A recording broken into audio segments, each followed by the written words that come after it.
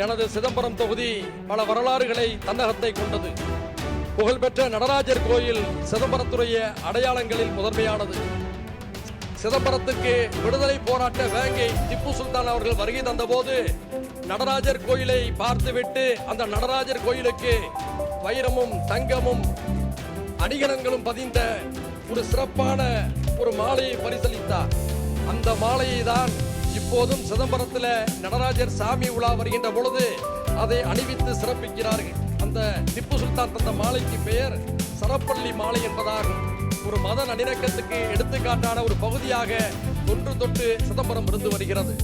அந்த தொகுதியில் இருக்கக்கூடிய பரங்கிப்பேட்டை தமிழர்களுடைய கடல் வணிகத்துக்கு சோழர்களுடைய ஆட்சிக்கு சிறப்பு சேர்த்த ஒரு பகுதி.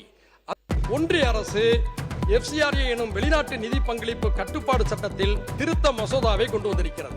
இது கல்விக்கு, மருத்துவத்துக்கு, சமூக சேவைக்கு மிகப்பெரிய ஆபத்தை ஏற்படுத்திவிடும்.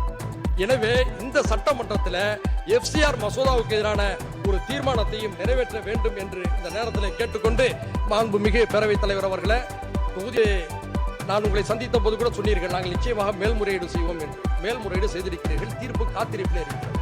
நான் வைக்கக்கூடிய கோரிக்கை என்னவென்று சொன்னால், தமிழ்நாடு சட்டமன்றத்தில் புதிதாக இஸ்லாத்தை ஏற்பவர்களுக்கும் ECM சான்றிதழ் கிடைக்கும் வகையில் உடனடியாக புதிய சட்டத்தை இயற்ற வேண்டும் என்ற கோரிக்கையை நான் முன்வைக்கின்றேன்.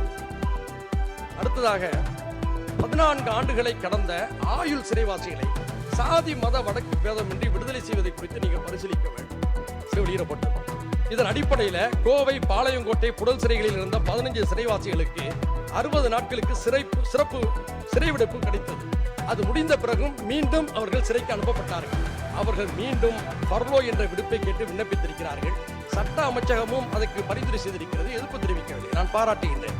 ஆனால் இந்த கோப்புகள் மாண்புமிகு முதலமைச்சர் வாசம் தேங்கி இருப்பதாக சொல்லப்படுகிறது. எனவே இந்த விஷயத்தில் கனிவு காட்டி அவர்களுக்கெல்லாம் சிறை விடுப்பு கிடைக்க உதவிடுமாறு இந்த நேரத்தில் கேட்டுக்கொள்கிறேன். இந்திய எதிர்ப்பு போராட்ட வரலாற்றை பற்றி பேசுகின்ற போது அண்ணாமலை பல்கலைக்கழகத்தை புறக்கணித்து விட்டு யாரும் சென்றுவிட முடியாது.